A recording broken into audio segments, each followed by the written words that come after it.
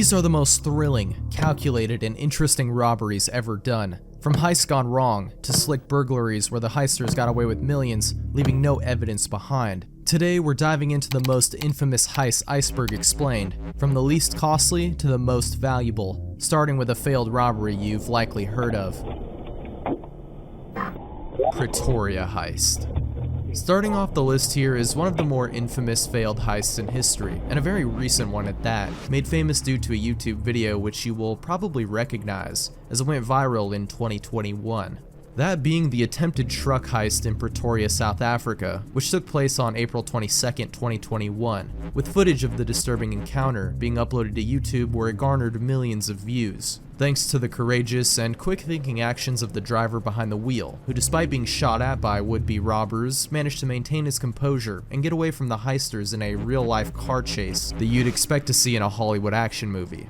Despite bullets piercing the glass of the windows, visible in the video, luckily both men were seemingly unharmed in the encounter, and nothing was taken in the failed robbery. Transylvania University book heist. Another very interesting story, and a quite famous example of a heist gone wrong, is the 2004 Transylvania University book heist, also known as the true story behind the 2018 crime thriller American Animals, which I gotta give a recommendation to, because not only does it do the story justice and also includes actual interviews with the real guys involved, but is also just a really great suspenseful heist film. Although, as you're watching it, it will feel too strange to be real, when in fact it really did happen. In December of 2004 at Transylvania University, located in Lexington, Kentucky, 4 college friends planned and undertook an insane heist. The library located inside of this specific university held many rare and valuable books, thanks to being the beneficiary of wealthy book collector Clara Peck, who donated an original copy of John James Audubon's The Birds of America and a first edition On the Origin of the Species by Charles Darwin, released in 1859. These manuscripts were later valued at over $5.7 million. The heist was orchestrated by a student named Warren Lipka, who recruited his best friend Spencer Reinhardt into the fold, who was able to view the collection of books and gather intel during his freshman orientation tour of the school. They knew they were going to need more help, and so brought on 2 more students. Another acquaintance of Lipka, Eric Borsuk, who together with Warren had been selling fake IDs at the university. However, this score would prove to be worth much more if done right. The final member of the group was Chaz Allen, who would be the getaway driver and help move the heavy manuscripts. The entire scheme was completely insane from the start. They initially planned to execute the heist on December 16, 2004. The plan was for 4 of them to don disguises, dressed in big coats and wool hats, wearing fake beards and sunglasses to appear like old men. They were going to be equipped with stun guns as well. Lipka and Borsuk were going to enter the library under the guise of visiting the library's collection, which they booked an appointment to do under the name of Walter Beckman. This would give them the chance to subdue and tie up the librarian, the only one there, and then take and bag the books and leave without anyone being any the wiser. Spencer would keep watch, and Chaz would be the getaway driver, who would borrow a car as to not draw attention to their own vehicles. Lipka already claimed to have a buyer ready for the books, who was located in Amsterdam. Before the books were placed on a database of stolen art, however, the boys would have to take it to get evaluated and appraised at an auction house in New York called Christie's. From there, they would fly to Amsterdam and sell the books to Lipka's contact and split the reward. But almost immediately, the plan went awry. Nothing was going the way they planned. On December 16, 2004, they nervously arrived at the school, wearing their makeup and disguises, which immediately drew suspicion from the other students, who could tell something was off about their appearances. Not only that, but the stun guns that Lipka had ordered hadn't arrived yet, and the getaway car originally selected was unavailable, and Chaz had to find a different car. And on top of that, the school and library was particularly busy that day, with there being more people than expected inside the library right before their appointment, leading them to cancel the heist, at least for the time being. Lipka was able to reschedule the appointment for the next day, where they would try again. This time the library was less crowded, and they decided to forego the disguises, as it only drew more unwanted attention to themselves. However, this attempt was even more chaotic than the first. Lipka and Borsuk entered the library where the librarian, Betty Jean Gooch, was working alone. Lipka subdued her with a stun gun and tied her up with zip ties. The books and manuscripts were much heavier than expected. They placed the smaller ones in backpacks and the folios in a bedsheet, which they ended up having to leave behind during their escape, as it was too cumbersome to transport, and people were starting to figure out something was wrong. The four men were still able to escape with some of the books, including the Darwin First Edition, which they then took to Christie's as planned to evaluate it. Although Lipka made the mistake of leaving Spencer's own personal phone number, despite using aliases with the woman they met with.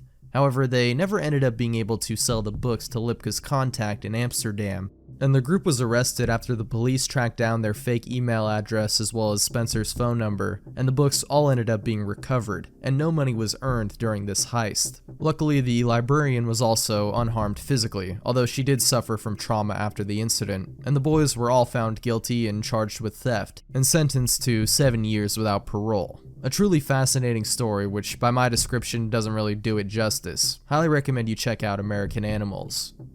North Hollywood Shootout. This is yet another infamous failed heist, one covered extensively over the years, even in a great deep dive by Wendigoon, thanks to the deadly confrontation that took place between the would-be robbers and the Los Angeles Police Department. On the morning of February 28, 1997, Larry Phillips Jr. and Emil Matasareanu walked into a Bank of America in North Hollywood. These two were notorious robbers already by this point, having done multiple armored truck heists inspired by the 1995 film Heat. They had even killed one guard and injured another while robbing a Brinks armored car in 1995. They had also stolen over $1 million in total from two other Bank of America branches in LA in 1996, leading to their nickname, the High Incident Bandits. I'm sure they thought the score on February 28th would go similar to their other escapades, but it would be anything but. At 9:16 a.m. they entered the bank. Unbeknownst to them, as they entered, a police patrol officer spotted two men wearing bulky bulletproof armor and ski masks wielding large rifles, prompting them to call for backup. Once inside, they knocked down the guard, and Larry kept watch over the civilians inside, while Emil took the assistant manager to the vault to start loading the money. However, a few minutes go by, and somehow, Larry notices there are police outside already, which spooks him. He has a guard move everyone into the vault, but by this point it is already too late. The police have completely surrounded the bank, and I guess because he sees no other way out, Larry begins to open fire on the police officers outside, sparking one of the most notorious shootouts in LA history. The entire gunfight lasted less than an hour, and while many people were injured, including civilians and officers, there were only 2 casualties, the 2 men responsible.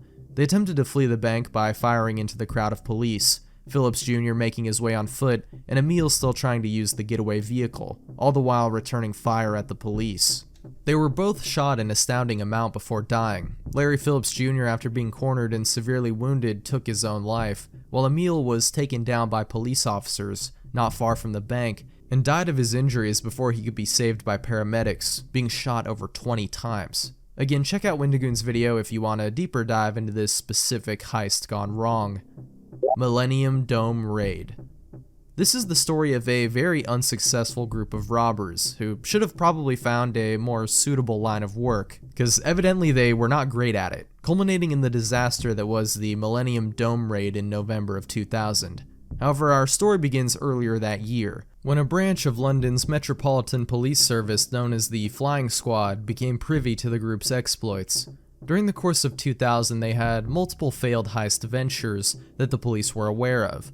On 2 separate occasions, they failed to rob an armored car, using a truck equipped with a spiked battering ram covered by Christmas trees, both times having to flee before they could take any money, or even enter the target vehicle. After this, the police were onto the group, having traced back 2 of their vehicles to a remote farm, as well as receiving a tip that the gang would be targeting the Millennium Dome in southeast London. Detectives were able to deduce that the group was likely after the diamonds that were going to be showcased at the De Beers Diamond Exhibition on November 7th, 2000. They were correct. One of the main targets was a specific diamond on display, known as the Millennium Star, a 200-carat gem worth over $450 million in today's money by estimations. This next part sounds like a movie, but this really happened. The flying squad members, now working under what was called Operation Magician, replaced the most valuable blue diamonds with fake replicas, hiding the real ones, while also spotting 3 suspicious men at the dome taking videos. These were Lee Wenham, William Cockram, and Raymond Betson. They even found another member of the gang, Terry Millman, who was tasked with acquiring a speedboat for the escape. On the night of the heist, November 7th, 2000, over 200 officers lied in wait for the heisters to make their move, letting them enter the exhibit and even try to break the glass, which only held the fakes inside, before the 4 men in the building were all arrested without incident, as well as Millman in a van and another man who was the getaway driver of the speedboat located in the Thames. No diamonds were stolen, and all 7 members of the gang were arrested and convicted for their involvement in the attempted heist. Chilembra Bank Robbery. Ending off Tier 1, we have one of the biggest and most fascinating robberies in the history of India. 4 men, likely inspired by a similar heist in a Bollywood film called Doom from 2004, decided to execute a brazen heist, not by typical means, but through the floor of the bank, a huge security flaw the robbers would make sure to exploit. This was made possible by the fact that the bank was not on the ground floor, and in fact, the first floor of the building was a restaurant, which the men were able to rent out with a deposit of 50,000 rupees, or about $577. They made it seem like they were renovating the space, bringing in furniture and putting up signs saying it was under construction, which would deter people from looking into what they were actually doing, which was drilling into the floor of the bank from the inside of their rented area. They were able to seamlessly cut through the floor into the vault and into the safes, grabbing cash and gold, over 80 kilograms or more than 176 pounds, and 5 million rupees, an estimated total value in today's money of about $1.4 million. Just to clarify though, inflation and value calculations are going to be extremely rough estimates and likely very off for this iceberg. It's just supposed to give you a general idea of the value of whatever they stole was in today's money for scale. Back to the story though, the men were able to get away from the scene with all of the valuables, leaving not a scrap of evidence behind to tie anyone to the crime. All they had were eyewitness accounts of the men seen inside and around the restaurant, and it seemed like these men might just get away with the perfect bank robbery, until one of their burner phone numbers was discovered, which showed conversations between the suspects, and led to the arrests of the 4 people responsible, including their leader, Joseph, also known as Jason or Babu, who masterminded the heist. An estimated 80% of the gold and money were recovered. Great Gold Robbery. Stepping it up in Tier 2 now, we're getting to the more valuable heists, slowly but surely, as we step into the multi-million figures. Starting with one of the oldest capers on this list, what's now known as the Great Gold Robbery, which took place on May 15th, 1855. The heist was orchestrated by William Agar and William Pierce, who along with 2 employees of the Southeastern Railway were able to break into a train car transporting gold bullion and coins. They were able to steal the gold from the safes using keys acquired by the employees who made wax impressions of the original keys to create copies. They hid on the train car, clearing out the safe until it reached Dover, at which point they took their leave without anyone knowing the gold was missing by this point, over 220 pounds, worth at least around $1.5 million today. The safes were only discovered empty by the time it reached Paris, but by then it was already too late. The 4 men would have likely gotten away with the crime without anyone knowing who was responsible, until Agar, the mastermind behind the heist, was arrested for a separate crime and in need of cash turned to the governor of Newgate Prison and implicated the 3 other men involved and testified as a witness at their trials. D.B. Cooper hijacking. This next one is not your average heist. Not a heist at all, really, actually, but it is still one of the strangest financially motivated crimes in the history of the United States. One that is still discussed at length, with theories and speculation today due to it remaining unsolved over 50 years later. On November 24th, 1971, an unknown man boarded a flight from Portland, Oregon to Seattle, a very short flight, only about 30 minutes to an hour. He arrived at the airport wearing a black suit and carried with him a black briefcase. He paid for his one-way ticket in cash and called himself Dan Cooper, described by eyewitnesses as an average-looking white male in his mid-40s, 5'10" to 6 foot, average build, wearing a dark suit, with dark hair and eyes. Cooper sat near the back of Flight 305 in seat 18E, and shortly after takeoff at 2:50 p.m. PST, and after ordering himself a 7-Up soda and a bourbon, he handed a note to the flight attendant behind him. Thinking the man was leaving her his phone number, she put it in her purse without looking at it, at which point Cooper whispered to the woman, "Miss, you better take a look at that note. I have a bomb." The note itself read, "Miss, I have a bomb in my briefcase and want you to sit by me." She obeyed his command and sat next to him, at which point Cooper opened the briefcase and showed her the alleged bomb, which she assumed was dynamite, attached to various wires and cylinders.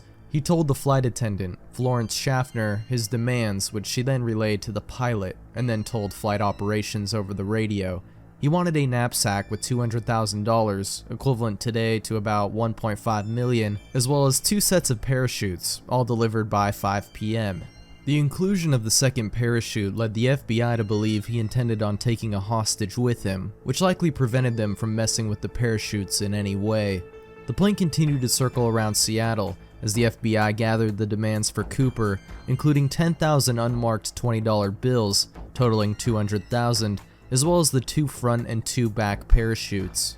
At 5:46 PST, the plane safely landed at SeaTac Airport, and the bag with Cooper's supplies was brought on board the aircraft and delivered to him. Cooper then released the passengers after checking the money and the parachutes, and only the 6 crew members remained on board. However, his hijinks was not yet over. He still needed an escape plan. He then gave the crew a flight plan for one last trip, a course toward Mexico City, at a specific airspeed and at around a 10,000 foot altitude. They departed at 7:40 p.m., and sometime after 8 o'clock, Cooper opened the aft stairwell and parachuted out of the plane by himself, taking the money and the makeshift bomb with him. And that is the last anyone ever saw of D.B. Cooper, which is why this case is so legendary. Whether he survived the descent or not, the fact that he was never identified is absolutely insane. I mean, who hijacks a plane, steals $200K, and is never caught? After this whole debacle, the FBI immediately began an extensive investigation, finding many fingerprints and even a few hairs that belonged to Cooper, as well as his clip-on tie, although no conclusive DNA profile could be created. They also interviewed the crew of the flight and were able to create several composite sketches of the man. The only evidence outside of the aircraft to be found was a partial sum of the money, which was found by an 8-year-old kid in 1980 near Vancouver, Washington. To this day, we still don't know who D.B. Cooper was, or if he survived the jump from the plane, and if so, where he and the money went. However, after this event, there were a series of other plane hijackings inspired by the D.B. Cooper case, 5 of which resulted in successful parachuting attempts, including a man named Richard McCoy Jr., in 1972, who did a very similar hijacking and fit not only the FBI profile of having a military and skydiving background, but also somewhat resembled the composite sketches of D.B. Cooper. Just food for thought. Bellagio heist. Most of the heists on this list have extensive planning and thought put into them. Hell, even the complete failure that was the Transylvania book heist, despite all its clear flaws, still had a lot of planning and foresight that went into it. The same thing cannot exactly be said for the Bellagio bandit, and even so, he was able to steal in today's money combined over $2 million worth of casino chips. One of the most famous casinos on the Las Vegas Strip is the Bellagio, and in December of 2010, at about 4 a.m., a man named Anthony Carleo would commit an extremely brazen heist, simply walking into the casino, still wearing his biking helmet as well as dark clothes.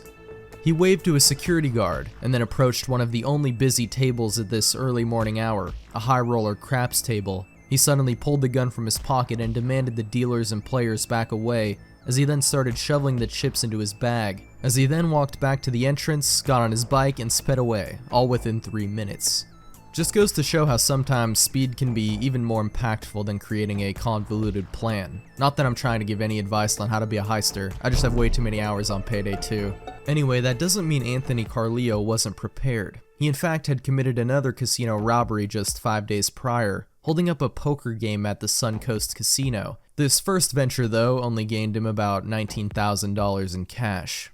Now, going back to how I said he didn't really think this whole thing through clearly, well, think about it. How was he supposed to cash out these chips? He can only get the money from the casino he stole them from. That's the only way to turn the chips into cash, meaning he would have to go back in and pretend he won them gambling. But you obviously can't just walk in with $1 million worth of chips with no explanation. Because in many of these casinos with high denomination chips, they will track the 5K or 2 or even 1K chips they give out. Or, in this case, they'll probably be on the lookout for, chips stolen at gunpoint. So somehow he's going to have to cash them out very slowly over time, piecemeal, and risk being caught every single time he does it. Plus, he still has to gamble while he's there so as to not arouse suspicion. Still, I don't think people would have expected him to show up the very next day, but that's what he did, taking his chips and cash from the previous heist to a high-stakes poker game at the Bellagio. However, I guess this method for him was too slow. Also, I think he was addicted to craps, so it was back to the exact craps table that he had robbed previously, as well as his game of choice, blackjack, where instead of laundering his money by at least winning some of it back legitly to not alert the dealers, he was just losing the chips he stole back to the casino, even allegedly losing $100,000 in a single night. But probably the dumbest part about the whole thing is how he got caught. He joined a poker forum where under an alias admitted to the crime, and also offered in exchange for a 5K Bellagio chip, 3 of his stolen 25K chips. If this sounds like it doesn't make sense, it's because it doesn't. The reason he was trying to trade 75K for only 5K is because the 25K chips, also known as cranberry chips, were heavily regulated and monitored by the casino, and if cashed out would definitely arouse suspicion. He was so thirsty though that he sent a picture of the chips alongside a signature of the biker bandit to this random dude on the poker forum, who then sent that over to the police, who were already onto Carleo thanks to a tip from a dealer. They were eventually able to arrest Carleo after an undercover police officer befriended him, and over the course of days gambling, convinced him to sell the stolen chips. Quite the story, if nothing else. The 300 million yen robbery. Not only was this considered the biggest heist in Japanese history, but also to this day remains unsolved. This case is also quite unusual when compared to other bank robberies, which usually requires a crew and calculated planning.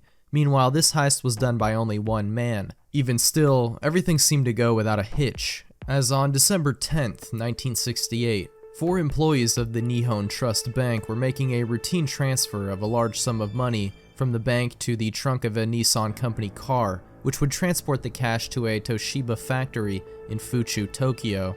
The amount of money being moved was about 294 million yen, somewhere around $817,000 at the time. Factoring in exchange rates and inflation, you're looking at about $7.4 million at least. While the employees were moving the money, contained in metal boxes, to the car, a man approached them wearing a police officer uniform and motorcycle helmet. The man calmly informed the bank employees that the bank branch manager's house had been blown up in an explosion. He followed this up by telling them that the car they were loading may have been rigged to blow as well, as they received a tip that it might have had an explosive device placed underneath it. Without hesitation, the employees jumped out of the vehicle and got some distance from it, as the young man laid under the car, making it seem as though he was looking for this device. Suddenly, smoke appeared from under the car, as the man yelled that it was about to explode. The employees stepped back even further in fear, and as they did, amidst the confusion, the man jumped into the driver's seat and drove away, never to be seen again. It's just so hilariously simple, but effective. I like this one. This being the biggest bank heist in all of Japanese history, this spawned a huge manhunt and investigation which lasted many years. There was plenty of evidence at the scene, some of which were seemingly random items left to throw off investigators. There was also the motorcycle, which was simply painted white to make it look like it was police issued. The cause of the flames and smoke under the car, a warning flare left behind on the road. There have been numerous suspects over the years, but none tried or convicted in the crime. One of the suspects was a 19-year-old who died 5 days after the robbery on December 15th, 1968 of potassium cyanide poisoning. The man was believed to have taken his own life. His father was also a police officer, which lent credence to the idea that the suspect had police knowledge. However, no money from the heist was ever recovered, and he is since not considered a person of interest in the case. And after only 7 years, in 1975, the statute of limitations for the crime had passed, relieving the man responsible of ever having to serve any time or pay restitution for his actions, although his identity still remains a mystery. 2016 Japanese gold robbery. In terms of pure yen figures, this is the new biggest heist in Japanese history, at least for now as of 2016. Similar to the last case also, it involves the criminals in question disguising themselves as police officers, possibly even directly inspired by the 300 million yen heist.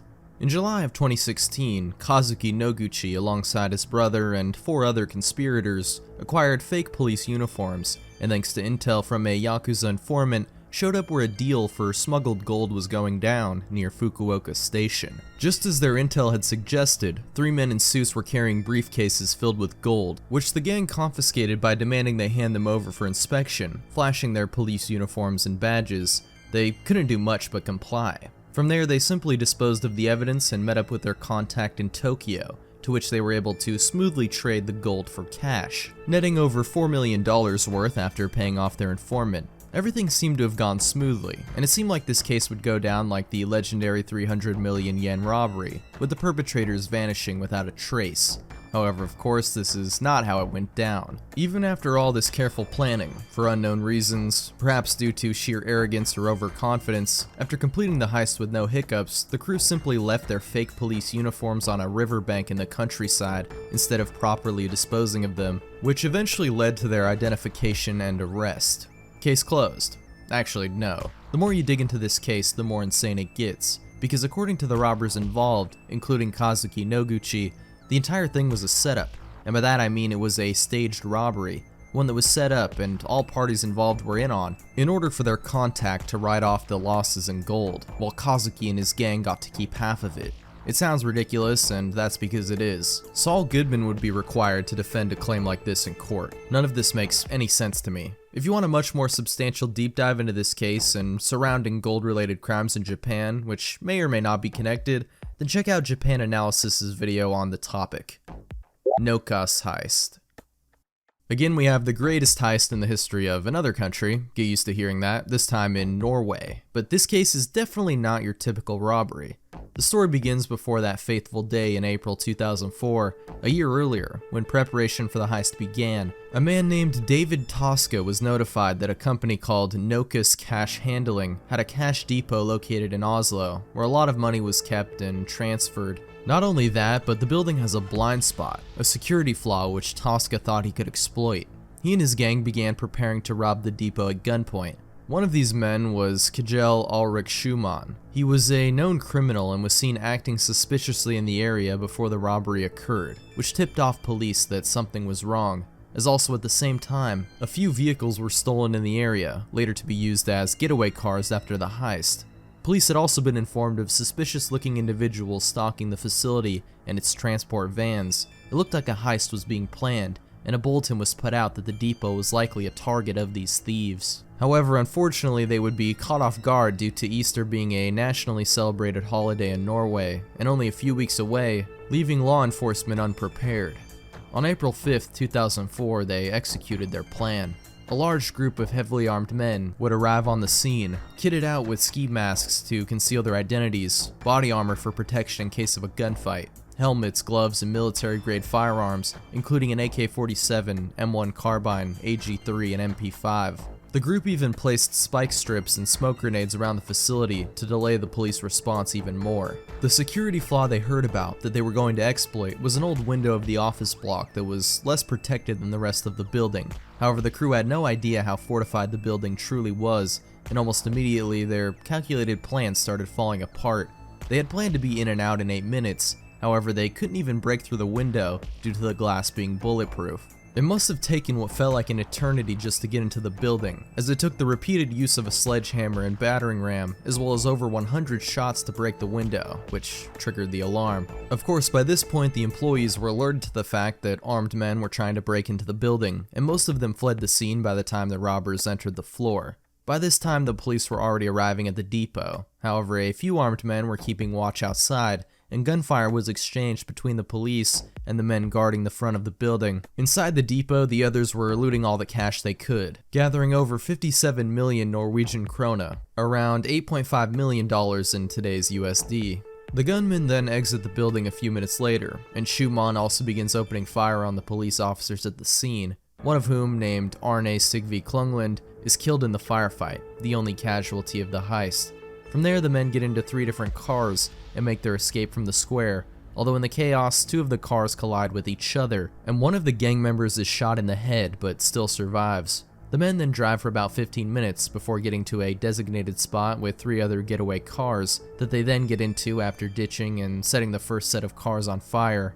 The robbers were sloppy though, and their plan did, well, not go as planned. They were already onto them before they even started. By April of the next year, all 13 men involved were arrested and charged with the robbery, including David Tosca, who admitted to his participation and was found to be involved in 2 other high-profile robberies. Schumann also admitted to killing the police officer. They would all be found guilty of the robbery, with Tosca receiving the harshest sentence, which for what they did was really not that long, receiving only 21 years in prison. Agricultural Bank of China robbery. This heist isn't your typical crowd control, guns out, rob the bank vault situation. This robbery is a lot more low-key and took place over the course of 3 months. How is this possible? Well, over the course of 3 months in 2007, managers of the Agricultural Bank of China vault embezzled over 50 million yuan, a little over $10 million today, and is considered the largest bank robbery in China's history. The perpetrators were Ren Zhaofeng and Ma Zhangjing, but the idea began with Ren, who had previously successfully stolen from the vault in a ridiculous scheme where he planned to take 200,000 yuan, about $26,000 at the time, then go out and buy lottery tickets with that money, somehow win the lottery, and then return the stolen principal and keep the rest. Needless to say, not a very good idea. But somehow, against all odds, his plan worked, and he won the lottery and was able to return the sum, leaving none the wiser to his antics. Thinking he had just discovered a way to print money, he wanted more. However, a gambling addiction begins. He enlisted the help of Ma, another manager at the bank, to steal more money to buy more lottery tickets.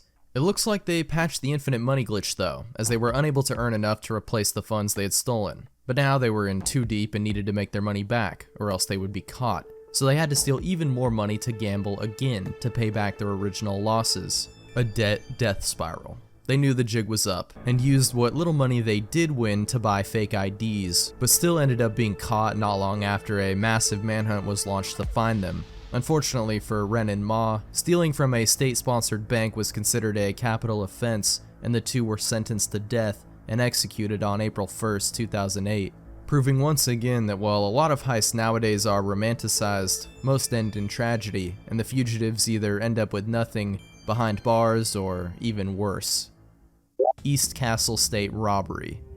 Moving on to Tier 3, we are now in the 8-figure range. No more low-stakes endeavors. These are officially high-risk, high-reward ventures, starting with the East Castle Street robbery. At the time, the biggest robbery that ever took place in England. It was quite a simple operation compared to a lot of the other cases on this list. On May 21st, 1952, at 4 in the morning, 7 masked men driving 2 cars were able to close in on a post office van in London. The gang of robbers pulled the 3 post office employees out of the van, got behind the wheel, and drove off with the merchandise and cash, estimated to have been worth £287 at the time, or around $1.8 million now, which I gotta say is a pretty crazy sum for a post office van. I mean, we're not talking about an armored car here. No one was ever charged in the crime, although it is thought to have been perpetrated by well-known London gangster Billy Hill, alongside Terry Lucky Tell Hogan and George Tatters Chatham. Bank of Ireland heist. I'm sure you can spot the trend by now. This was one of the largest cash robberies in Ireland's history. You're used to hearing that by now. However, this was far from a standard bank job. Rather, instead of a smash-and-grab daytime hit, a gang of 6 heavily armed criminals on the night of February 26, 2009, laid in wait at the house of a woman whose boyfriend was one of the junior bank employees at the Bank of Ireland in Dublin. He was 24-year-old Shane Travers. At the time, he was alone in the house, allegedly watching TV, but once his girlfriend, nephew, and her mother returned home, the gang held the family at gunpoint. The next morning, the members of the family were taken and placed in their car, where they were driven off to be used as hostages, while Travers would then have to commit bank robbery for the gang to ensure his family's safety, a tiger kidnapping. He was told to enter the bank and grab as many banknotes as he could, which he would then give over to one of the gang members in exchange for his family's freedom and safety, which he complied with, dropping off the cash at a railway station where a member of the gang picked it up. However, one interesting note is that Travers' father was actually a member of the Garda Síochána, a national police and security agency in Ireland. So that was his next stop, a Garda station, where they were then presumably notified of the robbery. During this time, his family was able to escape and also contact the Garda, having been traumatized by the ordeal, and Travers' girlfriend sustaining a head injury from the initial intrusion. However, it didn't take long at all for the police to find suspects. In fact, the very next day, on February 28th, 7 people were arrested and 1.8 million euros were recovered, although the total score was thought to be around 7.6 million euros. Today, that's around $13.2 million. This was definitely a massive criminal operation, as an additional 4 people were later arrested and at least 5 vehicles were seized. The biggest twist in the case, though, is that the bank employee who was kidnapped and allegedly forced to participate in the robbery, Shane Travers, was himself arrested in 2010 on suspicion of the whole thing being planned from the start, and the alleged kidnapping all being a ruse. He was eventually given a 5-year sentence for his role in the robbery. Plymouth Mail Robbery. Another mail heist. To be honest, I had no idea these were so profitable, and popular, I guess, at least back in the day, as this took place back in the 1960s, and again at the time of it happening, it was said to be the single biggest cash heist of all time. At the time. Again, we got a lot more insane heists to cover down the line. Side note, it's pretty wild that just standard US mail trucks were used to deliver money like this. I guess that's why armored cars were created in the first place though, because of heists just like this one. Anyway, on August 14th, 1962, 2 armed men held up a US mail truck that was transporting cash to the Federal Reserve Bank in Boston. Once again, the robbers disguised themselves as cops and were able to catch the 2 male employees off guard before brandishing their weapons, tying them up and driving off with the van. They made multiple stops along their drive, dropping off the money as they went, before leaving the van with the employees inside along Route 128 near Randolph, Massachusetts. Despite a $200,000 cash reward, which at the time was worth at least $2 million, no one was ever arrested for the crime, and none of the money was ever recovered. How much, you may be wondering? $1.5 million. Factoring in inflation, worth well over $15 million today, a pretty insane haul. Even though they don't know for sure who committed the robbery, there are a few theories. Some believe the Italian mafia was involved, specifically a man named John Joseph Kelly, an associate of the Patriarca crime family, who has been accused of being the mastermind behind the heist. 4 other people were arrested for involvement in the robbery, however 3 of them were found not guilty, while the other disappeared before the trial began and was never seen again. Great Canadian Maple Syrup Heist. Let that one just, sink in a little bit. Who would have thought the most valuable heist in Canadian history, when adjusted for inflation, would be a maple syrup robbery? Actually, I'm not all that shocked. Still though, it's an insane story. First of all, in case you didn't know, because I definitely didn't, a government-sponsored organization known as the Quebec Maple Syrup Producers runs a monopoly, a legal cartel, on almost all of Canada's and by proxy the world's supply of maple syrup. I'm not making that up. In 2011, the group was responsible for 94% of all of Canada's maple syrup and for producing 77% of the entire world's supply. Like, listen to these stats, this is crazy. The group holds a strategic reserve of maple syrup, not oil, syrup, with each barrel of this stuff being worth around $1,200. To put that into perspective, while the price is constantly fluctuating, today a barrel of crude oil is about $74. Yeah, it's no wonder this place was the primetime spot to rob.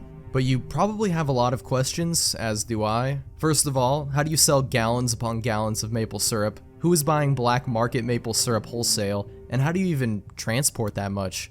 All questions will be answered for the Great Canadian Maple Syrup Heist, the actual official name of this heist.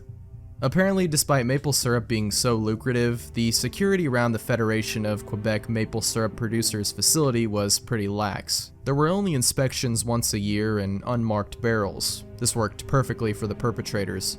Richard Vallières was the mastermind behind the operation. He was aided by his father Raymond and a friend named Sebastian Jutras, who who transported the stolen syrup to a remote shack, where they were then able to move the syrup to a different container, then refill the barrel with water and return it to the facility.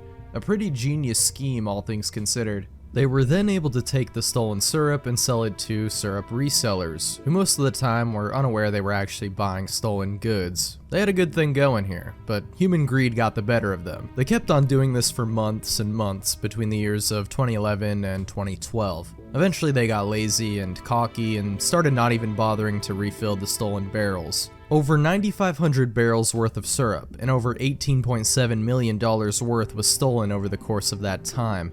Eventually though, someone was bound to find out, and when the yearly inspection finally came, they noticed most of the usually heavy 600-pound barrels were completely empty, prompting a swift investigation, which didn't take long to trace back to the criminals, as they were able to access the warehouse because of an insider who owned the building. 17 people in total were arrested for the heist by the end of 2012, most receiving fairly light sentences, although the ringleader, Richard Valliers, got 8 years and a $10 million fine for his role in the robbery. Hatton Garden burglary. This one here was so insane they made like 3 movies and multiple television programs based on the true story behind this infamous 2015 robbery. That's because in April of 2015, a group of 6 old men, all of whom were career criminals, carried out a lucrative and brazen burglary of Hatton Garden Safe Deposit, stealing somewhere around 14 million pounds, equivalent to around $21 million today. They conducted their plan over the 4-day bank weekend during Easter, similar to the Bank of Ireland heist. This left them with plenty of time to break into the building and drill into the vault. Still, the burglars were able to access the building by use of a service lift elevator and entered wearing construction uniforms to avoid unwanted attention, as they carried their industrial power drills and equipment for busting into the vault. And let me tell you, this was the mother of all drills. We're talking payday levels here. I mean, just look at this thing. Bane would have a field day.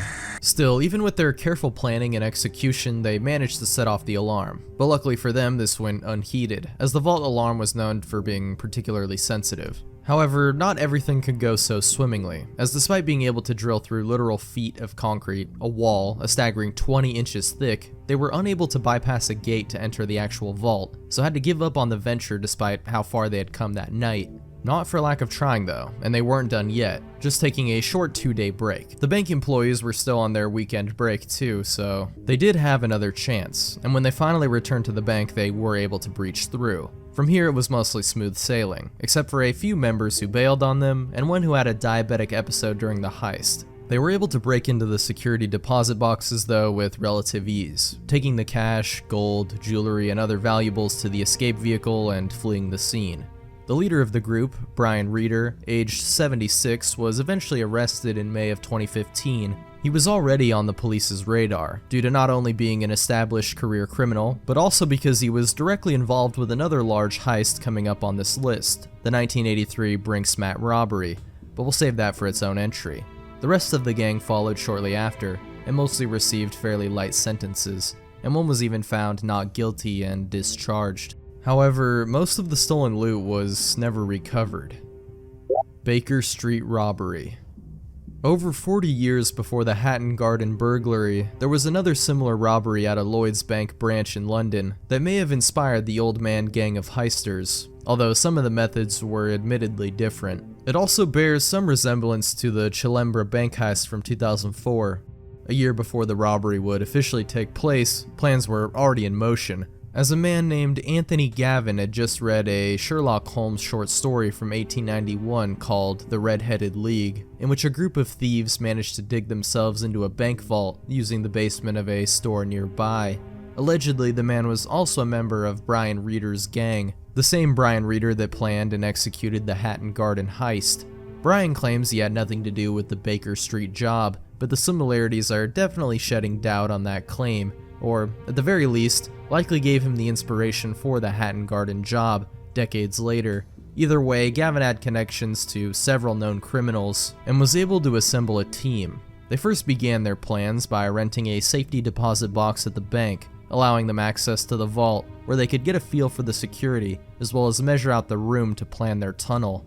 They brought in an explosives expert, an alarm specialist, a lookout, and someone with means to acquire and operate a thermal lance. They also allegedly even had a cop on the inside, and in May of 1971, it seemed everything was set for their plan, as they were able to purchase a building only a few doors down from the bank, a leather shop with a basement that was at the same level as the bank vault. It all seemed like the perfect plan. To make matters even more in their favor, there was nearby construction, which meant the alarms on the vault floor were temporarily turned off, and thus construction of the tunnel began in August. After about a month's worth of labor, on September 11th, they finally gained access to the vault. Initially, they couldn't breach the concrete floor with the lance or 100-ton jack they had, and had to resort to using detonated explosives, timed with the movement of traffic, coordinated through the use of a lookout on top of a nearby roof. Yeah, this was quite the operation, but after all that prep work and all their careful planning, everything was about to be foiled in a way that no one could have ever predicted.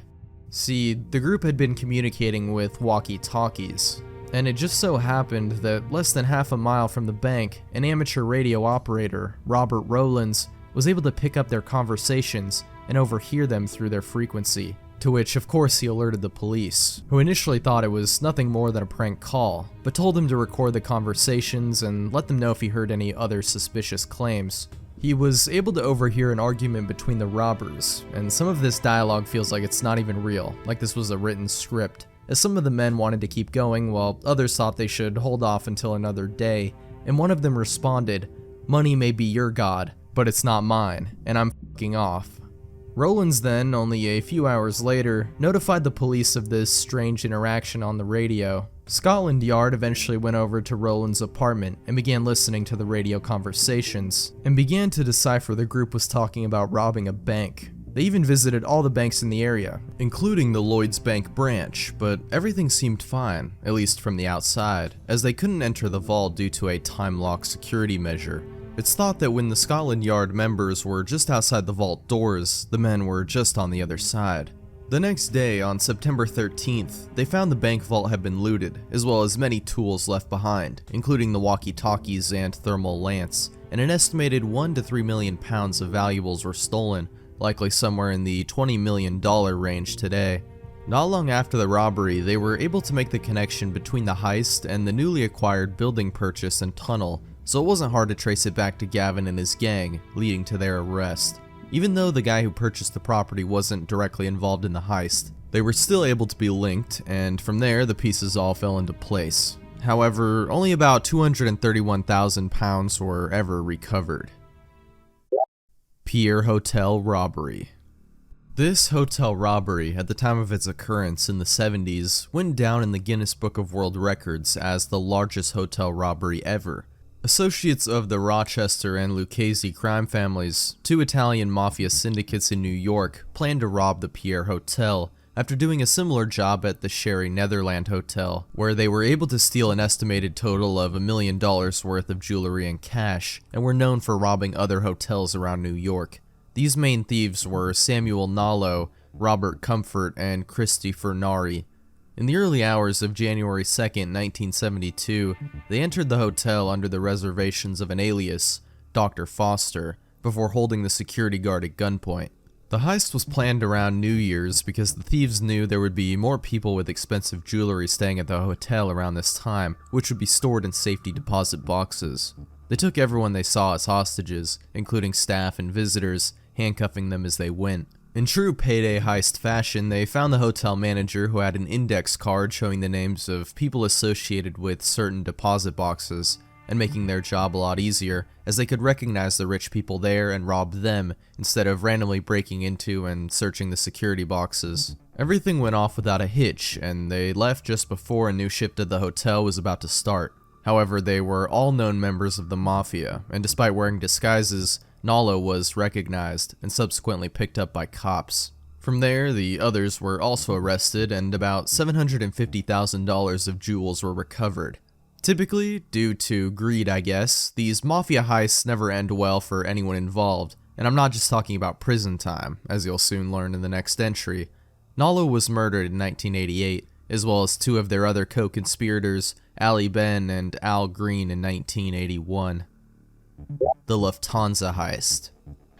This is probably the most well-known mafia-related heist, not just because of the trail of bodies left in its wake, as well as the sizable score, but also because of its depiction in 1990's Goodfellas, the best mob movie ever made, and probably my favorite movie of all time.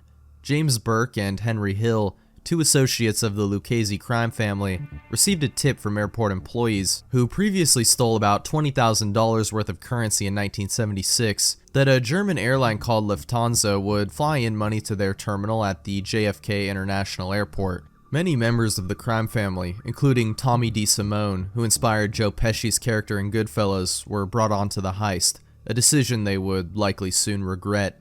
They planned on bagging about $2 million, which back then was more like $10 million, plenty to go around, right? Well, that was before they pulled in closer to $6 million, about $5 million cash and almost $1 million in jewelry, making the true take, adjusting for inflation, around $30 million, the single biggest cash heist at the time. It began on the morning of December 11th, 1978, at about 3 a.m. A group of 6 men made their way into the Lufthansa terminal, took the guard and employees hostage, and loaded the cash into a nearby escape van. By 4:21, they had fled the scene. But it's only after this that the story really gets crazy, because at least 9 people involved directly or indirectly with the heist were killed over the next 7 months, starting only a week after the robbery concluded. Even the guy who first came up to Burke and Hill with the information, Martin Krugman, a local bookie, was murdered on January 6, 1979. The ringleader behind the heist and the alleged shot caller behind all of the grisly murders, Jimmy Burke, was never arrested for his involvement in the heist or any of the murders allegedly related to it. However, he would eventually be charged with a different murder in 1979, thanks to the testimony of his former friend, Henry Hill. Buenos Aires bank heist.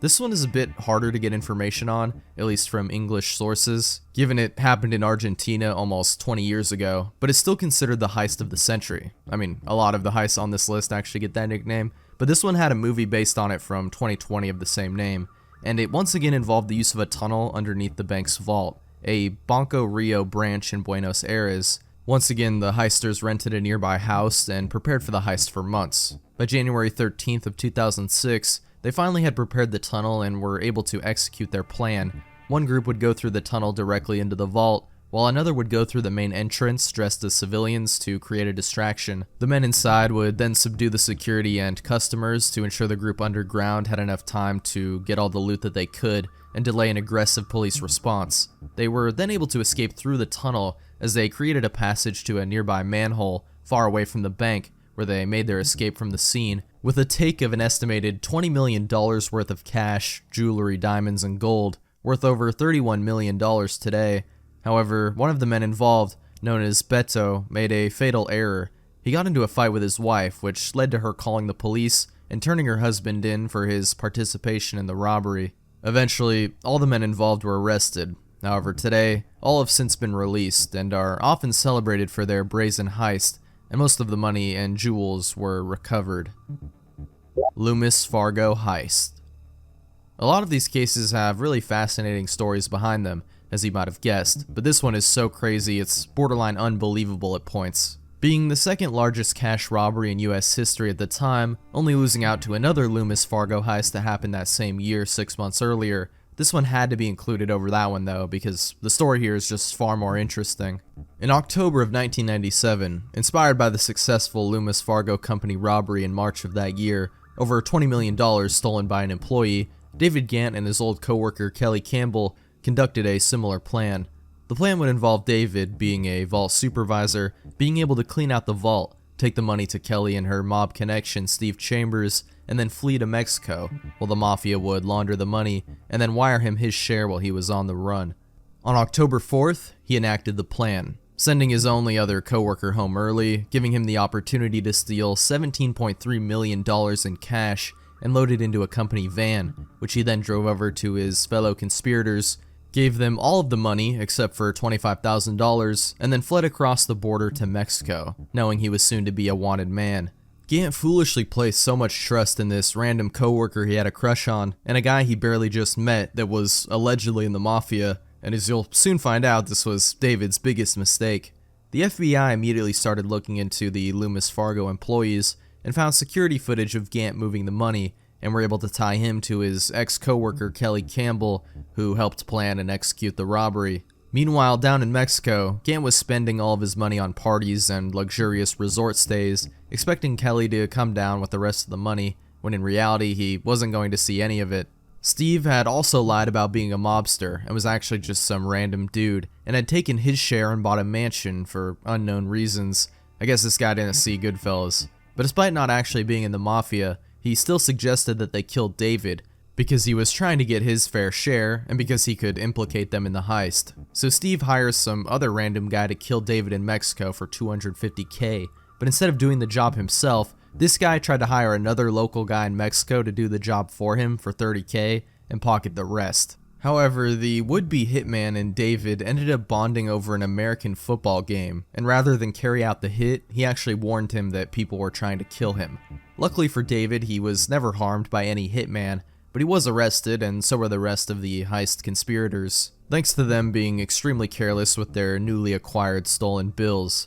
A wild story that I definitely didn't do justice. Check out America's Dumbest Heist by Vince Vintage for a 30-minute deep dive into this specific case. Great Brinks Heist. The Brinks Company is an American cash handling institution that is notoriously associated with many armed robberies and incidents, as late as a major heist in Chile in 2024. For this entry though, we'll be looking at the first notable robbery involving this company all the way back in 1950. Like many heists of this caliber, the plan was in the works for years, and very carefully considered. The mastermind behind the operation was Joseph McGinnis, but involved a number of men, 11 of whom are known. The group managed to steal a truck for taking away the loot, and a car that could be used to block the path of any potential pursuers. They even went through the trouble of individually removing the locks from all the doors one at a time, and making a copy of the key used to unlock them before returning them to the facility. And finally, after major setback after major setback, the plan was a go on the night of January 17th, 1950. It appeared that everything went swimmingly. 7 men armed with revolvers and wearing Halloween mask disguises entered the building and subdued the employees, before heading to the vault, where in 20 minutes they were able to steal over $1.2 million in cash and over $1.5 million in checks, a total payout of $2.775 million, or over $35 million today. One of the bank employees was able to free themselves from their restraints and set off the alarm, but by then it was already too late. The men were gone.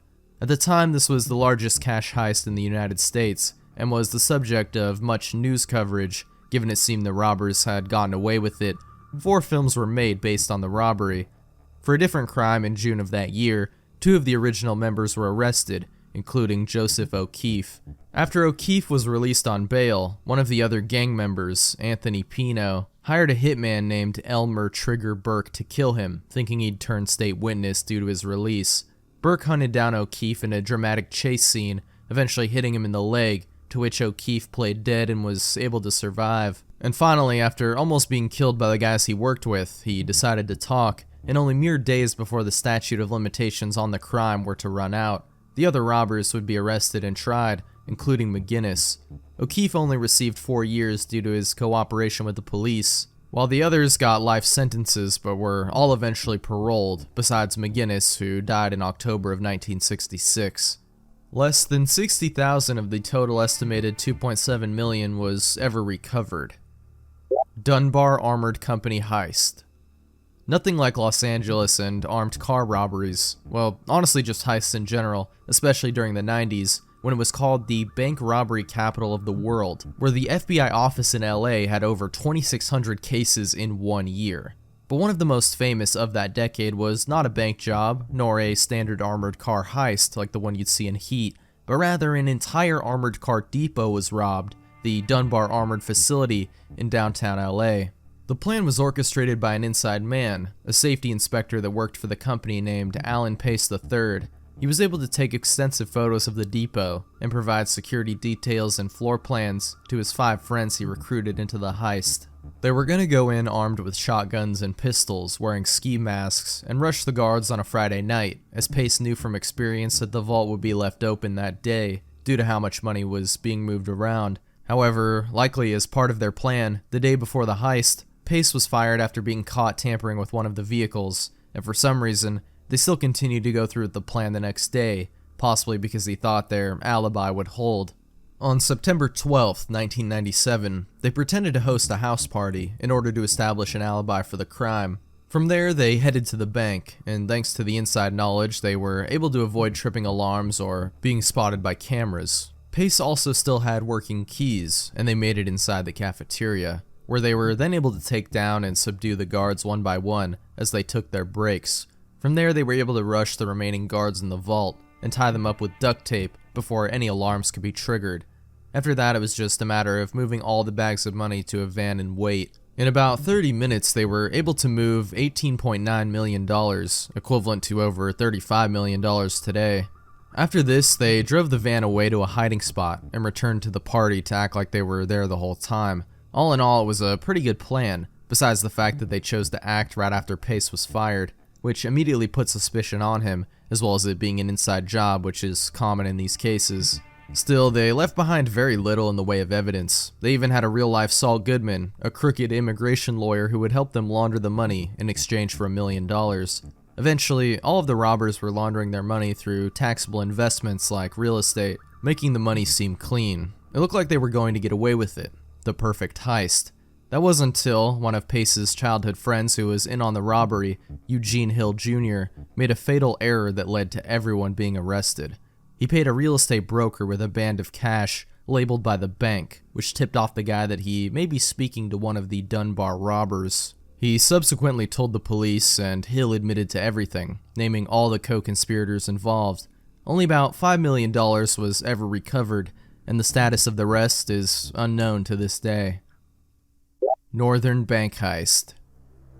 Preceding the Bank of Ireland heist by almost 5 years, this tiger kidnapping and bank robbery bears a number of resemblances to the previous entry, but involved even more cash and was one of the largest robberies in the history of the UK, not just Ireland.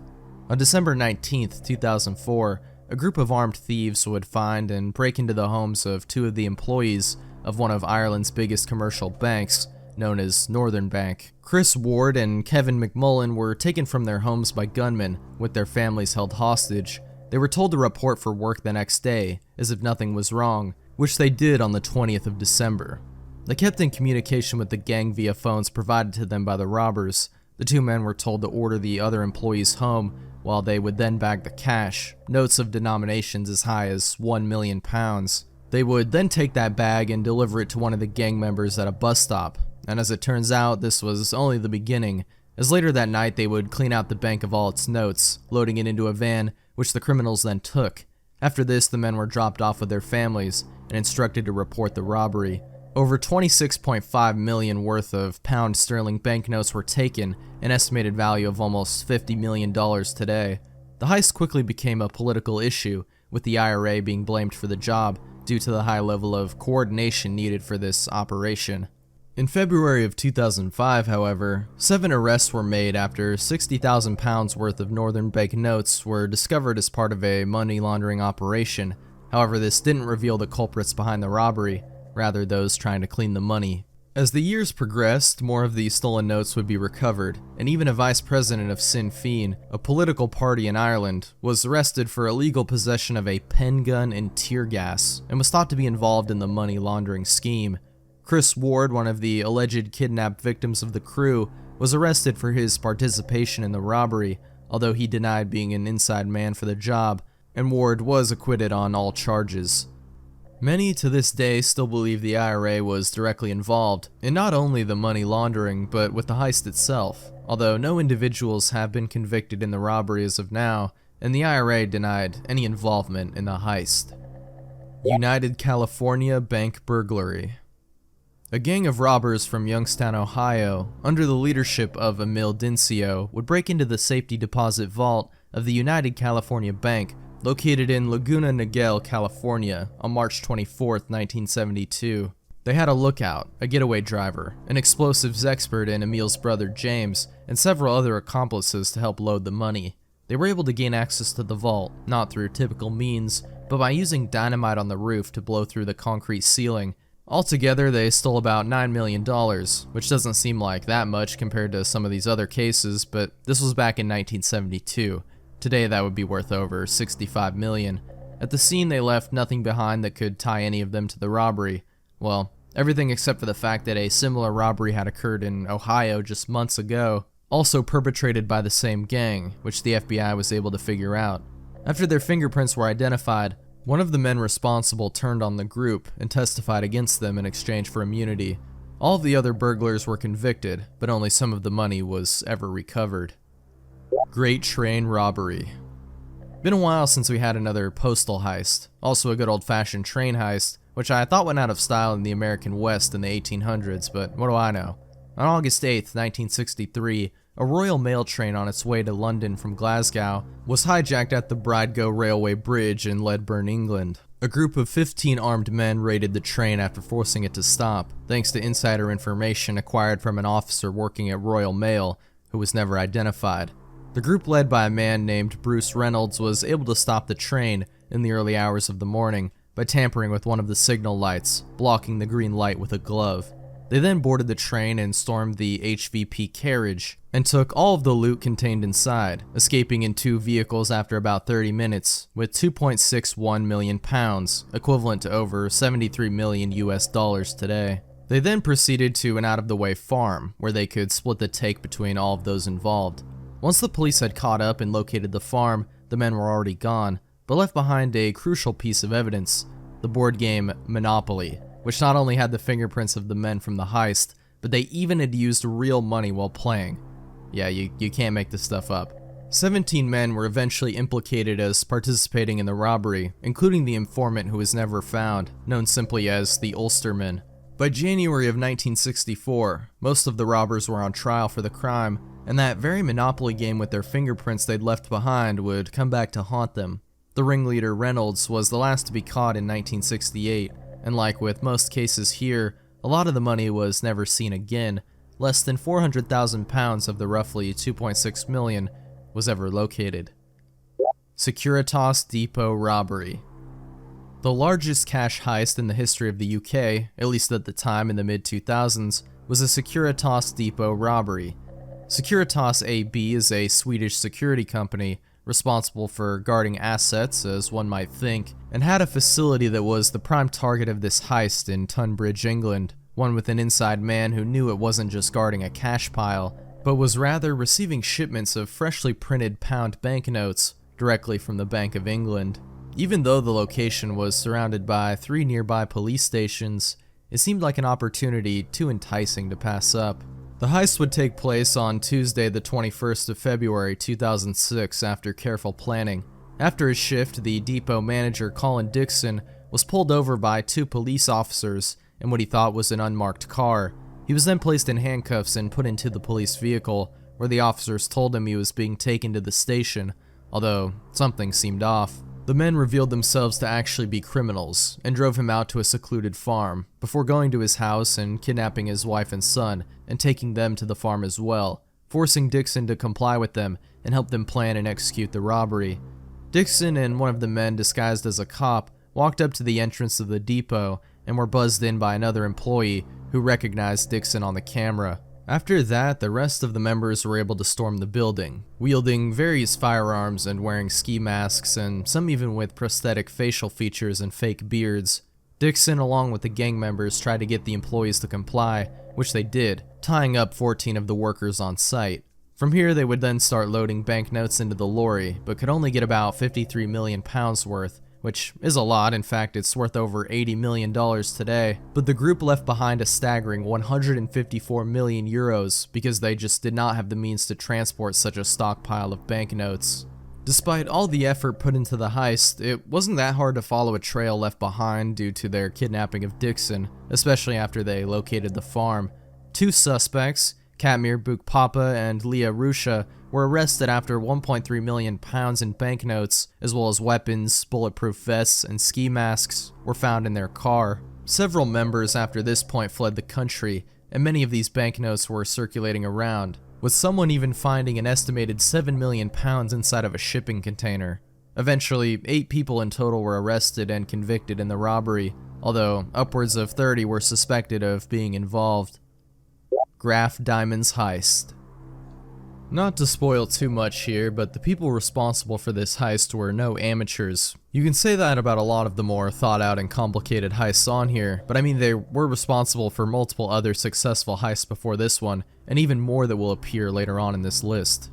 The Pink Panthers are an international crime organization founded by a man named Dragan Mikic in Serbia, known for being a highly organized group of jewel thieves responsible for many known robberies, and some of which have been allegedly committed by them but can't be directly tied back to them definitively. Allegedly, though, they have robbed over 100 stores in 20 different countries over just a 6-year period, including in the US, France, UK, and Japan. One of these heists attributed to this notorious group was the 2009 Graf Diamonds heist, a chain of diamond stores that the gang had robbed many times in the years prior. This specific store was located in New Bond Street, London, and on August 6th, 2009, they would execute their plan, which only involved 2 men, Craig Calderwood and Aman Kasai. The 2 men, before entering the store, hired a professional makeup artist to alter their appearances using wigs and prosthetics, which took a number of hours, telling the makeup artist they were going to shoot a music video. It turns out this same makeup studio was involved in helping disguise members of the Securitas Depot raid in 2006. That evening at 4:40 p.m., they arrived in suits via a taxi, and after entering the store, pulled out handguns and made the staff open the displays where they could steal the jewels, bracelets, watches, and necklaces. The 2 men, then as quickly as they arrived, fled the scene in a blue BMW. However, when switching between getaway vehicles, they made an error in haste. After getting into a car accident, they failed to retrieve a mobile phone from the car, which was later traced back to them. Even though it appeared to be the work of only 2 men, 10 were arrested in connection to the crime. Interestingly, none of the stolen jewelry was recovered, and it's thought the Pink Panthers were somehow involved in this heist, either directly or indirectly, with the fencing of the loot. Although it's believed they helped orchestrate the whole thing, as it fit their MO of sophisticated, fast, and stylish robberies of jewelry stores across the world. Banco Central Heist. We have now officially breached the 9-figure mark. From here on, these are the largest, most valuable heists in the history of the world. And starting that off is the Banco Central burglary in Fortaleza, Brazil. Again, they used a tunneling strategy to go under the bank and break into the vault. They broke in on a weekend when the bank was unattended on Saturday, August 6th, 2005. They were able to steal 5 large containers weighing up to 3.5 tons and containing an astounding 164.8 million Brazilian reals in banknotes, equivalent to $71.6 million in 2005, but today is worth well over $110 million. Somehow the burglars were able to disable the alarms and steal the notes without triggering any sort of security measures, with the heist remaining undiscovered until Monday, when the bank reopened. Yet again, the heisters used the tried and true method of purchasing a close property and digging a tunnel. This one, however, was quite large in scale. Over 256 feet of tunnel and over 2 blocks of the city were covered. The gang was understood by police to be highly coordinated and intelligent due to the well-constructed tunnels which had lighting, paneling, and air conditioning, as well as their cover of being a landscaping company, which allowed them to seamlessly move dirt from the tunnel without being suspected of anything nefarious. Still, just days later, on August 10th, 2005, 2 men were arrested carrying over 2 million reals stolen in the heist. In late September, another 5 men would be arrested and another 5 million reals recovered. And from here, details about the robbery would only get more murky, as on October 20th, 2005, the alleged ringleader and mastermind behind the robbery was found dead, executed.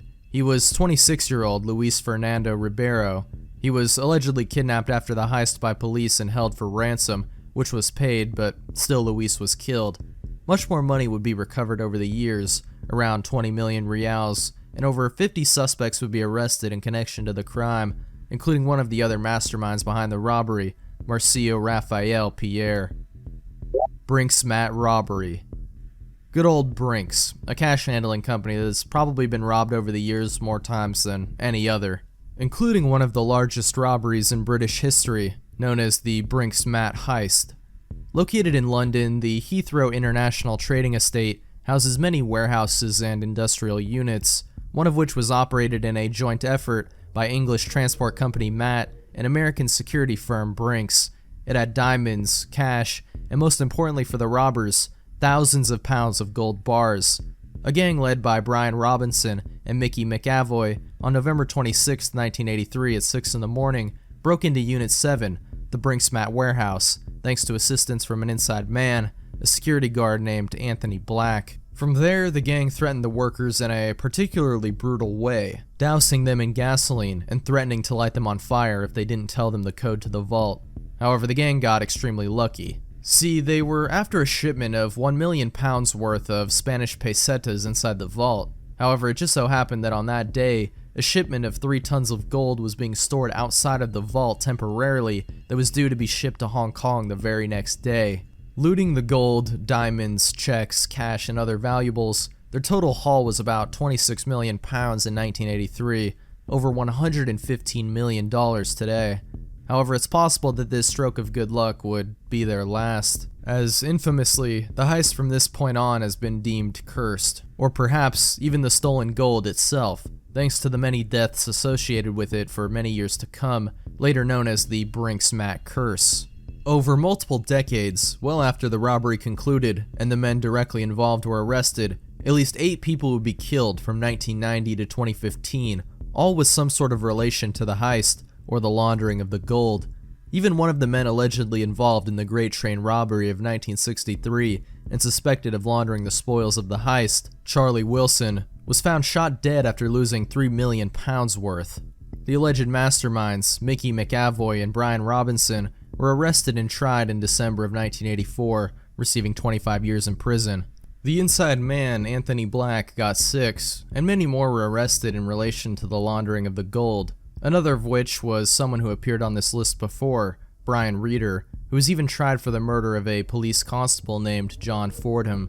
As for the gold, since it changed hands so many times, and there was such a large amount of it, not all of it could be recovered, and at least half of it was thought to have been melted down and recast for easier selling on the black market, which is why this alleged curse was striking as late as the mid-2010s and early 2000s. Harry Winston Heist. Setting the stage for this heist is the Harry Winston Company, an American luxury jewelry and watchmaking subsidiary of the Swatch Group, considered one of the most prestigious in the world, so it's no wonder one of its stores was the prime target of a brazen high-stakes robbery, the Paris Harry Winston Jewelry Store in December of 2008, where the robbers disguised themselves as women, wearing wigs, stole 80 million euros worth of jewels, diamonds, and watches, totaling an estimated whopping $120 million worth. That same Harry Winston store in October of 2007 was the subject of yet another armed robbery a little over a year prior. I guess they didn't learn their lesson. The thieves were able to quickly get in and out without being stopped by police, and quickly became the subjects of an intensive investigation, eventually linking the robbers to the Pink Panther group, the same syndicate believed to have been involved in over 100 heists across the world, including the 2009 Graff Diamonds job. In 2013, 3 men were arrested in connection to the heist, all with ties to the Pink Panthers. However, this failed to cripple the organization, and most of the jewels were never recovered. Carlton Hotel Heist. Who knew hotel heists could be so lucrative? Apparently someone knew, and that someone, a group of highly organized criminals, appears to have gotten away with it, as the perpetrators remain unidentified to this day. Although again, it's thought to have been done by an international crime syndicate, possibly even the Pink Panthers, with Milan Popovich being a prime suspect in the case, a career criminal and jewel thief who escaped prison that same year, the same month in July of 2013.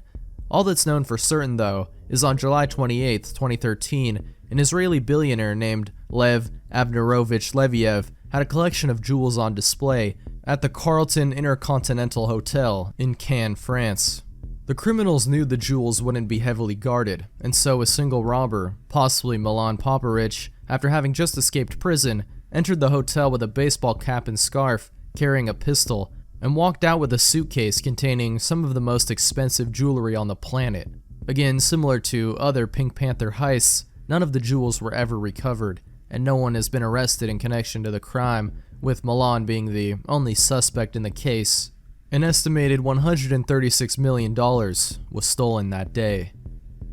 Dresden Green Vault. The Green Vault, located in Dresden, Germany, is a museum and treasure collection founded all the way back in 1723 and contains some of the most valuable artifacts in all of Europe. Some might say, the perfect place for a heist of priceless historic treasures.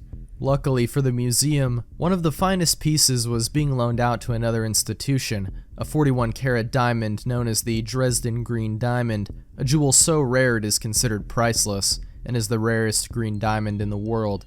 That doesn't mean there weren't plenty of artifacts to steal though, otherwise it wouldn't be this low on the iceberg. A team of 2 highly coordinated thieves in the early morning of November 25th, 2019 set a power box on fire, temporarily disabling museum security alarms and power, allowing them to cut into the window of the museum jewel room. They were able to steal 37 pieces of extremely valuable jewelry, including rubies, emeralds, diamonds, sapphires, and even the Dresden White Diamond, worth by itself 10 million euros. They also took quite a few historical pieces, such as a diamond star belonging to the King of Poland, as well as a brooch belonging to Amalie August of Bavaria, Queen Consort of Saxony in the 1800s. The true value of the total raid is hard to determine. It's almost impossible to estimate the value of historical artifacts and priceless one-of-a-kind diamonds, but estimates have been made of 113 million euros, or around $145 million today. However, the original estimated value was over 1 billion euros, which would place it, if correct, way further down the iceberg and make it the largest museum heist in history. But again, cultural artifacts can't exactly be replicated or valued, as they are almost never sold or appraised. Despite a massive investigation, it wasn't until 2021 that 6 men would be arrested and charged with the theft, as well as the arson that destroyed the power box. They were members of the Remo clan, a criminal organization based in Germany who were tied to other high-profile heists and robberies, including the 2017 Berlin Cartier heist. 31 of these stolen items were returned to the museum, but a large portion remains unfound. And because of the high-profile nature of the case, it's unlikely that they would be able to be sold at all in the first place. That's one thing I never really understood about stealing well-known pieces of art or culturally significant artifacts. Like, who's going to buy that knowing it was stolen in such a grand heist? You can't even display it because, well, I guess there will still always be a black market for these kinds of things though. Otherwise they wouldn't do it at all, right? The Antwerp Diamond Heist. This very heist right here is one of the reasons I wanted to make this video in the first place. It is the diamond heist, the largest ever, and one of the most successful robberies of all time. Located within the Antwerp Diamond District in Belgium, also known as Diamond Quarter or the Square Mile, was the Antwerp Diamond Center, the target of this brazen heist. It, of course, held diamonds, gold, and other rare and valuable jewels, but was one of the most protected buildings in the entire world, with an almost insurmountable amount of security measures in place to deter would-be robbers. The vault was protected by multiple sensors that could detect vibrations, heat, magnetic fields, and even was equipped with a Doppler radar to detect the velocity of objects in the area. The lock itself was unable to be cracked thanks to its complexity, and if that wasn't enough, the building had its own private security force. Still, it wouldn't prove to be enough to stop La Scuola di Torino, otherwise known as School of Turin, a group of Italian thieves led by professional criminal Leonardo Notarbartolo.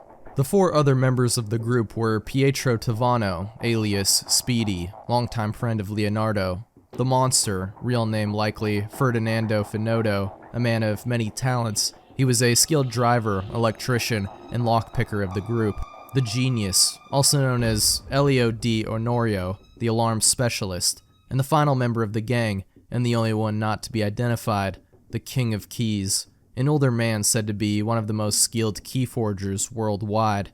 The group was both highly skilled and well prepared, and on the weekend of February 15th and 16th of 2003, they would make their move, in one of the most high-risk heists ever to be attempted. They were able to carefully deal with each of the vault security features one by one. During routine visits to civilians, using hairsprays they would temporarily disable the thermal sensor, and were able to modify a custom plate to maintain a magnetic field while opening the vault and avoiding the alarm. Still, the person who opened the vault had to be equipped with a polystyrene shield to block their thermal signature from being detected. as they used a custom 3D key to somehow bypass the locking mechanism, and from there, the hard part was done.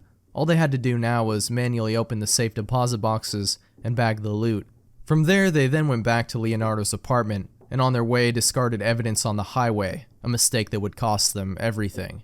Their total haul was valued at over $100 million, but this was 2003, so we very well could be looking at over $160 million today. Not bad. The evidence that was discovered and reported to the police linked Leonardo to the crime, and upon visiting the Diamond Center, they realized that of all the deposit boxes that were opened, his remained untouched. However, he only got 10 years in prison, while his other accomplices each got 5. The King of Keys was never identified, and the diamonds were never recovered. British Bank of the Middle East heist. Due to the turbulence in the region at the time and the ongoing Lebanese civil war, this case, despite involving so much money, doesn't have as much known about it and remains unsolved to this day. The British Bank of the Middle East, located in Beirut, Lebanon, on January 20th, 1972, was hit by a group of armed robbers, thought to have been members of the Palestinian Liberation Organization, as well as the Christian Phalange. There was no law enforcement to stop them, and so with little resistance, they were able to steal as much as $20 to $50 million in cash, gold, securities, and other assets before fleeing the scene, well over $100 million today, and even up to over $200 million by some estimates, with some claiming it took a full 2 days to move all of the loot in the heist. The funds were never fully recovered or accounted for, and the heisters were able to slip away. Bonded Vault Heist. Now this is a fascinating case. One of the biggest bank robberies in American history happened to not even be an official US bank, but rather a safe deposit business located inside of a Hudson Fur storage building, which was used as a mob bank for the Patriarcha crime family in Providence, Rhode Island. Seems like the perfect place for a heist, if you're fine with messing with the mafia, that is. Doesn't really get more reckless than that. And on the 14th of August, 1975, a group of daredevils did just that. The group was made up of Robert the Deuce Dussault, Charles Chucky Flynn, Joe the Dancer Denisi, Gerald Jerry Tillingast, Ralph Burns, Jacob Tarzian, John Umet, and Walter Umet. Luckily, due to being associated with a notorious crime family, it had relatively low security. They thought the fact that it was associated with the mafia would be enough to deter interference.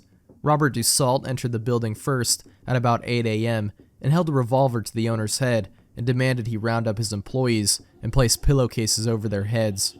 From there, the other members stormed the facility and were able to force open the deposit boxes with the use of a crowbar. And about an hour and a half later, the men were gone, and the employees escaped the bathroom and sounded the alarm.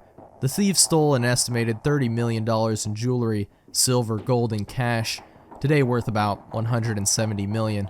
Dussault took his share of the money and immediately went to Vegas, gambling all of it away. And just like in the case of the Lufthansa heist, he made the mistake of asking for more of the money, which led to the other members sending Chucky Flynn to kill him in Vegas.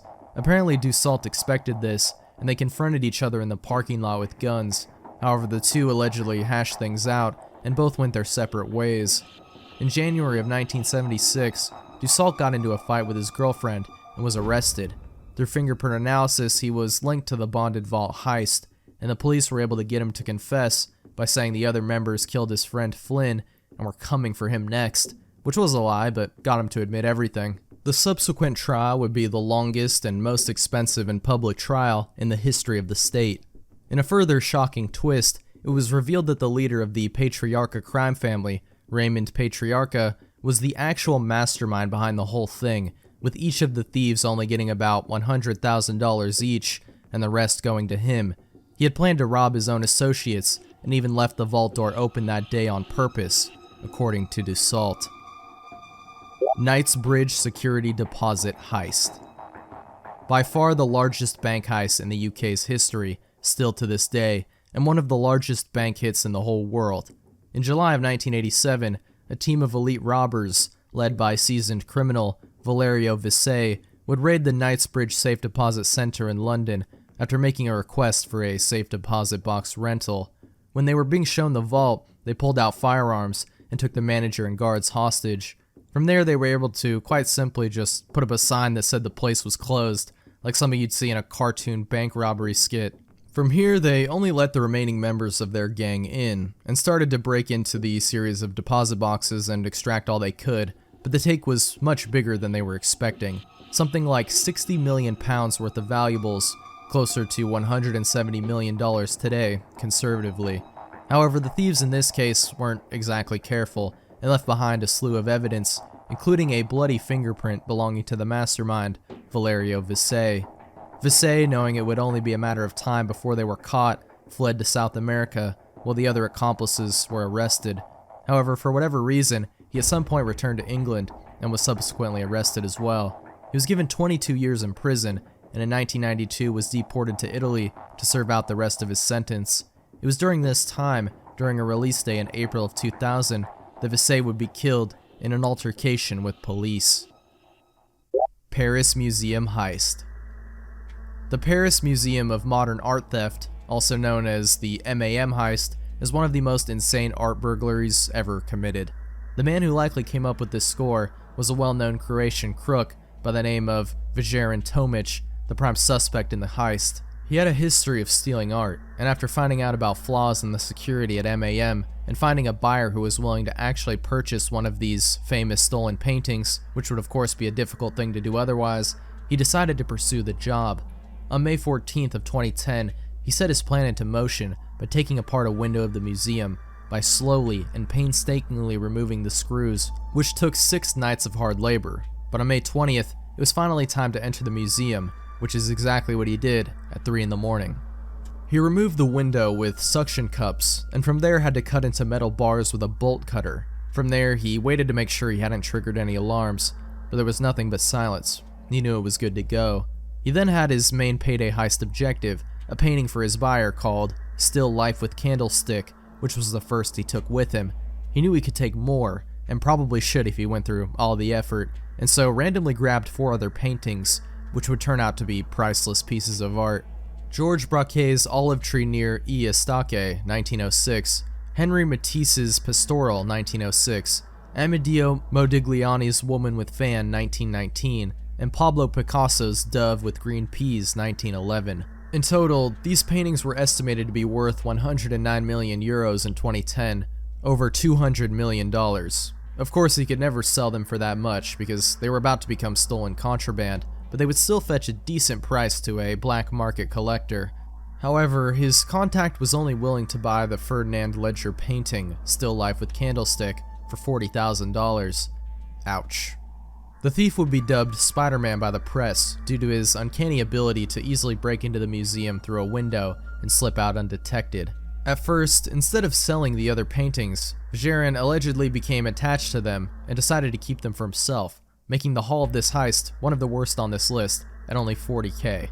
It didn't take long for the police to catch on to him, given his brazen purchasing of suction cups and other heisting equipment, as well as his personal voicemail which stated he was selling 5 extremely valuable paintings. However, they didn't arrest him just yet, and instead during this time, he found a buyer for one of the other paintings.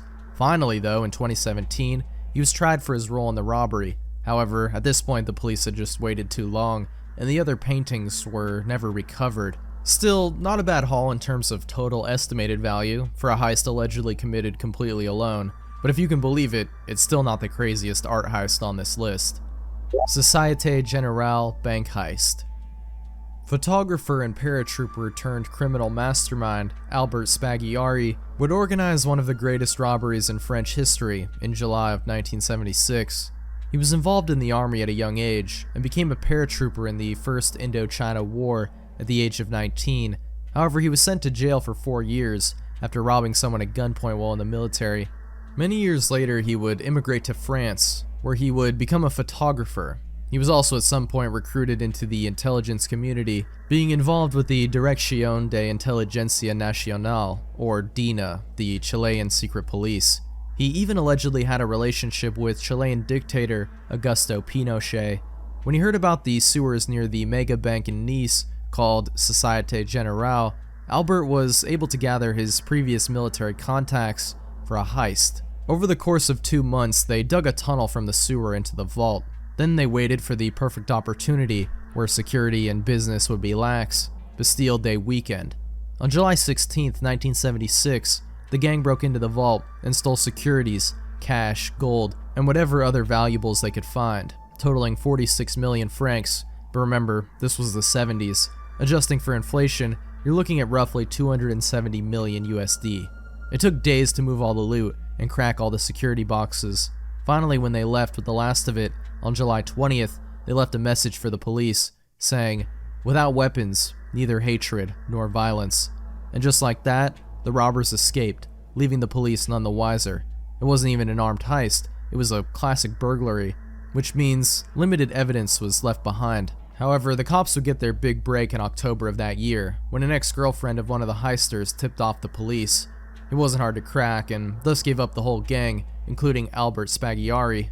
The story doesn't exactly end here though, because Albert came up with a really insane plan, maybe even more so than the heist itself. He claimed he was working with the government for a secret organization known as Katina, which he had to fund by means of the heist, and even provided fake documentation alluding to the group's existence. While this happened, during a court hearing, he jumped out of a window and landed on a car, where he was able to be picked up by a getaway driver on a motorcycle. And just like that, he had gotten away, and spent the rest of his life without being caught in Argentina. It was even alleged that a French minister and former motorcycle athlete, Christian Estrosi, had been the getaway driver all those years ago, a claim which hasn't been substantiated, but even without it, is still one of the wildest cases I've ever read about. Dar es Salaam bank heist. The second largest bank heist of all time, and one of the most daring and interesting, given it is also unsolved. During the instability and volatile period that was the early to mid-2000s in Iraq, a large-scale robbery would take place at the Dar es Salaam Bank in Baghdad in March of 2007. While it remains unsolved, it's theorized to have been committed by the Iraqi military or other trained military personnel due to strictly coordinated efforts with militaristic precision, as well as the fact that they were able to turn the guards to their cause to help them rob the bank. A bank which held US currency, luckily for them, which was worth more than the Iraqi dinar, especially at the time, and they were able to escape with a staggering $282 million, which adjusted for inflation, you're looking at almost double that, over $400 million. There isn't much else to say because the funds were never recovered, and the identities of those involved never discovered, and none ever arrested or charged. Isabella Stewart Gardner Museum Theft. The greatest art heist of all time, and possibly in general, the greatest heist of all time, when you consider the complexity of the job, the estimated amount stolen, and the fact that it too remains unsolved to this day. The museum in question is located in Boston, Massachusetts, and was made for and named after the famous art collector Isabella Stewart Gardner, and only expanded its collections after she passed away. The facility was almost robbed the first time in the 80s, before that plan was foiled by the FBI, and the security was vastly improved. Still, that wouldn't prove to be nearly enough. Just after midnight on March 18, 1990, two men disguised as police officers were seen walking near the museum. At around 1 a.m., the two guards on duty were alerted by smoke alarms, which they believed to have been malfunctioning, as they could not locate any signs of a fire, and so wrote off the whole incident. However, shortly after this, about 20 minutes later, the two men arrived and talked to the guards over the intercom, claiming to be cops sent to investigate a disturbance, to which one of the guards, Rick Abbott, buzzed them in. The two men then accused Abbott of looking like a suspect with a warrant out for his arrest, and asked for identification. From there, they handcuffed him and waited for the second guard to return, Randy Heston. This had been his first day on night duty. He was also handcuffed and placed alongside Abbott in the basement, where they were blindfolded with duct tape. The men then revealed themselves to be thieves, and as long as they cooperated, promised not to hurt them. From here, they were able to freely move about the museum, although their movements were tracked by motion detectors. However, they destroyed any of the audible motion alert systems as they came across them. From the so-called Dutch room, they stole the works The Storm on the Sea of Galilee and A Lady and Gentleman in Black by Dutch artist Rembrandt. From there, they took some smaller pieces and then found their way to Landscape with Obelisk by Govert Flinck, and then the crown jewel, the most valuable stolen object in the world, Johann Vermeer's The Concert. Just this painting in 2015 was valued at $250 million. The priceless artifact and work of art, past that day, would never be seen again. From here they stole a couple more pieces, such as a French imperial eagle statue, as well as a Chinese gu, an ancient ritual drinking vessel from the Shang and Zhou dynasties. And by 2:45 a.m., the heist was over. The men were gone with the artwork, vanishing without a trace, with over $600 million worth of art. No one was ever charged in the case, and as of 1995, due to the statute of limitations expiring, no one could be prosecuted now, even if they were found. All they have are partial fingerprint and DNA evidence, as well as sketches of the suspects. However, there is no shortage of theories for who committed the crime or what happened to the missing paintings. Some believe the guard, Rick Abbott, to have been in on the whole thing, although he proclaimed his innocence until his death. Others attribute the heist to Whitey Bulger, an infamous gang leader in Boston during the 70s, 80s, and 90s.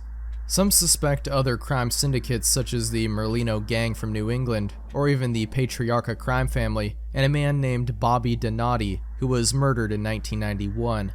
The museum even at one point received an anonymous letter from someone claiming to have some of the stolen artwork in their possession, despite not being the one who directly stole it, and wanted to negotiate its return in exchange for immunity in the heist itself, as well as receiving a $2.6 million payout. They even allowed this anonymous person to publish a coded message in the Boston Globe. However, they soon fell out of touch with the museum due to the ramping up of the FBI's investigation, and the writer never got back to them. All these years later, it still remains possibly the greatest heist in American history. Central Bank of Iraq heist. And the most expensive heist of all time was a government-sanctioned bank heist ordered by Saddam Hussein himself on March 18, 2003, the day before the United States would invade Iraq. While Saddam was likely the one who ordered it, as a note was found demanding $920 million in funds from the bank, it appears his son, Qusay Hussein, was the one who oversaw the actual heist. That day, he and his team raided the Central Bank of Iraq in Baghdad and began loading trucks and trucks with boxes of $100 bills, taking close to $1 billion in United States currency, closer to $2 billion today. A ridiculous amount that has since not been surpassed as far as I'm aware. Taking advantage of the chaotic situation, they were able to steal and transport this sum without anyone seeing that money ever again, even despite Saddam being captured that year. These types of brazen bank heists were commonplace during this unstable period in Iraq, but this, as well as the Dar es Salaam heist, stand above the rest due to the sheer magnitude of the value extracted.